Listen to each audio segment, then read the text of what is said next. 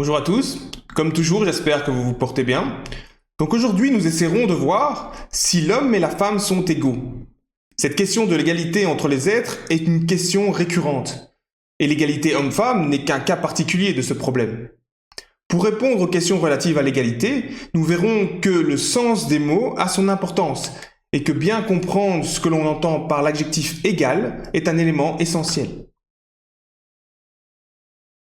Je rappelle que dans ces vidéos, pour répondre à une question morale, je me base uniquement sur la loi naturelle, rien que sur la loi naturelle.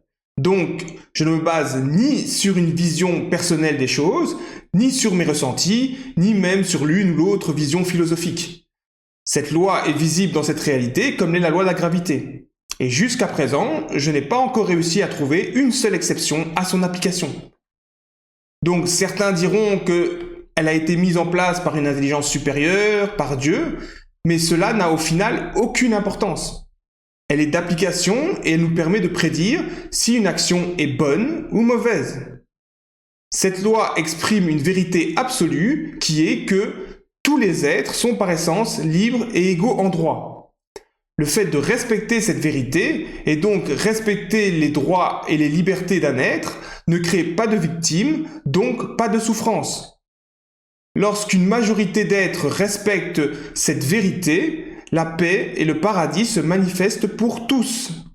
Dans le cas contraire, le fait de transgresser cette vérité, et donc de violer les droits et les libertés d'un être, crée une victime, donc de la souffrance.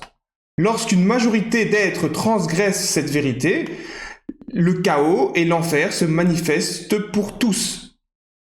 Donc ici, mon seul et unique but dans toutes ces vidéos est que vous arriviez à comprendre et à utiliser cet outil, cette boussole, pour discerner le bien du mal.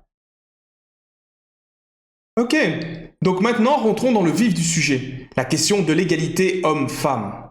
Lorsqu'on aborde ce sujet, on trouve un large spectre d'opinions. À une extrémité de ce spectre, on retrouve ceux qui déclarent que les femmes ne sont pas l'égal de l'homme. Ici, on considère que la différence biologique apparente justifie une différence au niveau des rôles, des droits et des libertés. Dans certains lieux, elles sont respectées comme mère, fille ou épouse. Dans d'autres, elles sont maltraitées et rabaissées au niveau de sous-hommes ou même d'esclaves. Quoi qu'il en soit, pour les défenseurs de cette vision, les femmes ont un rôle et elles doivent s'y tenir. Elles n'ont rien à faire dans les affaires des hommes et inversement. Ici, on pense que ne pas reconnaître cette différence, y compris dans les rôles, droits et libertés, est une menace pour la stabilité et la moralité d'une société. Ce genre de discours est souvent défendu par les mouvements religieux ou par les cultures fortement patriarcales ou matriarcales. Dans nos sociétés occidentales, particulièrement à l'heure actuelle, les défenseurs de ce genre de discours sont taxés de misogynes, d'individus méprisant les femmes. Et lorsque ces propos sont tenus par des femmes, on considère que ce sont des femmes dont on a lavé le cerveau. À l'autre extrémité du spectre, on retrouve ceux qui pensent que les femmes doivent avoir les mêmes droits et occuper les mêmes rôles et les mêmes fonctions que les hommes. Ils se battent pour que les femmes puissent faire ce que bon leur semble de leur corps, qu'elles ne soient pas utilisées ou maltraitées par les hommes et qu'elles aient accès aux mêmes services tels que l'éducation par exemple. Ici, certains estimeront même que les femmes sont supérieures aux hommes et que le monde serait plus juste s'il était dirigé par des femmes. Ils tentent de gommer la différence entre les hommes et les femmes. Par exemple, dire qu'une femme est généralement plus sensible ou moins forte physiquement qu'un homme sera considéré comme un cliché qui doit être combattu et même interdit par la violence si nécessaire. Depuis peu, ces mouvements de défense de la femme élargissent leur spectre d'action à la communauté LGBTQI, donc tout ce qui est lesbien, gay, transgenre, bisexuel, etc. Ici, avec cet élargissement du public, il y a une intensification de cette volonté de gommer les différences entre les genres, et cela jusque dans le langage. Ceci afin de rendre ce langage plus inclusif, comme ils disent. Par exemple, certains ne veulent plus qu'on utilise le terme breastfeeding, signifiant allaitement maternel, mais chest feeding, pour allaitement tout court. Dans nos sociétés occidentales, les défenseurs de ce discours bénéficient d'une image très positive, véhiculée par les médias et les politiques. Partager cette vision est présenté comme un signe d'ouverture d'esprit et d'une mentalité évoluée.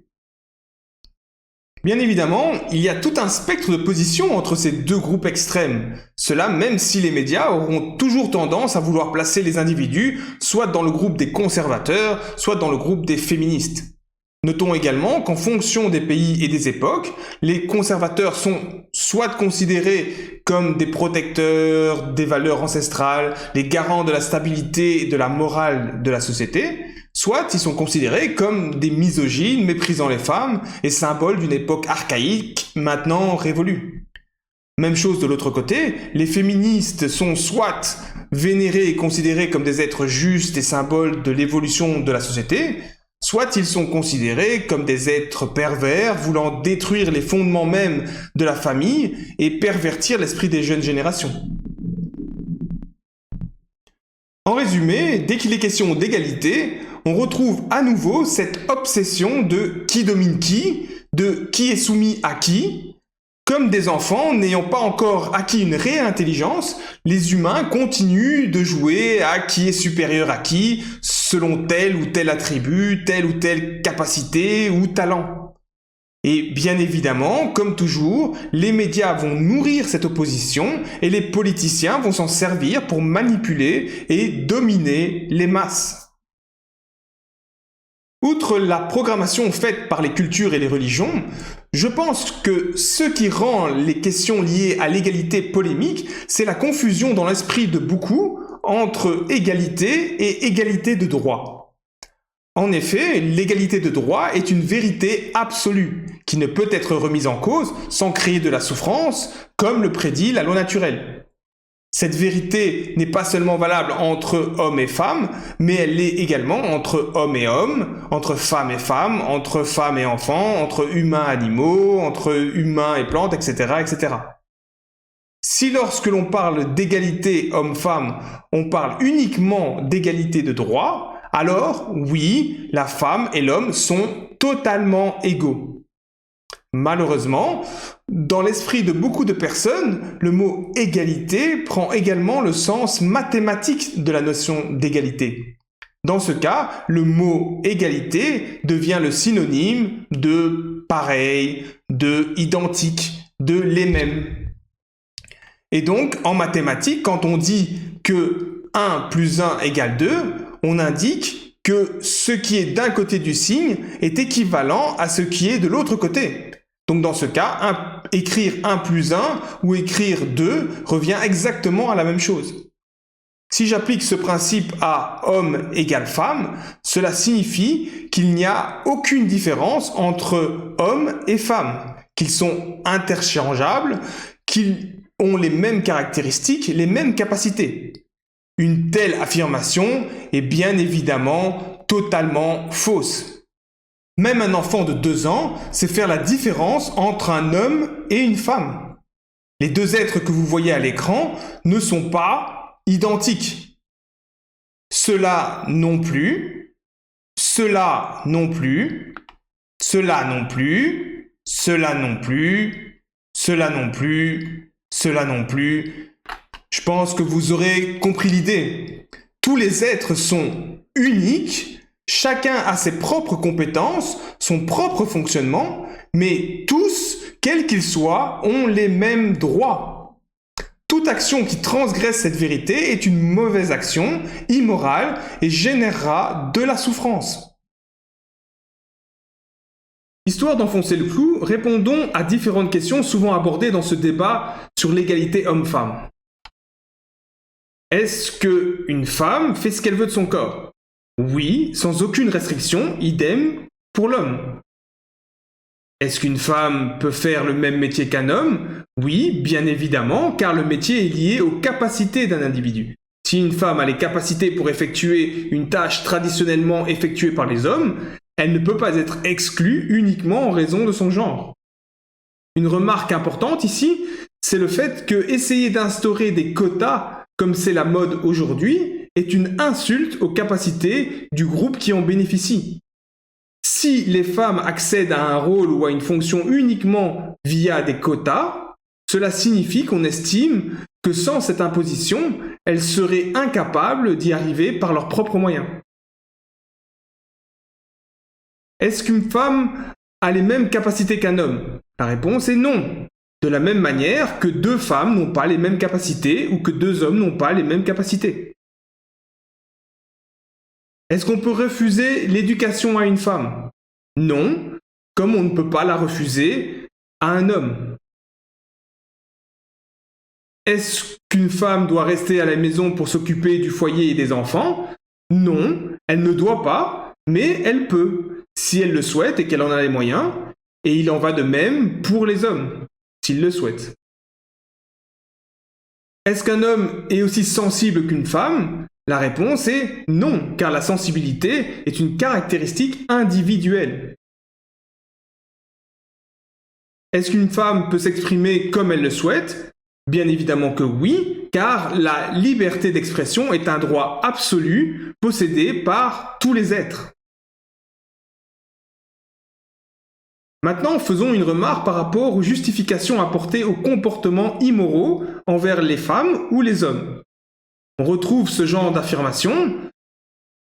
Oui, mais ce comportement immoral est acceptable car il fait partie d'une culture millénaire transmise de génération en génération.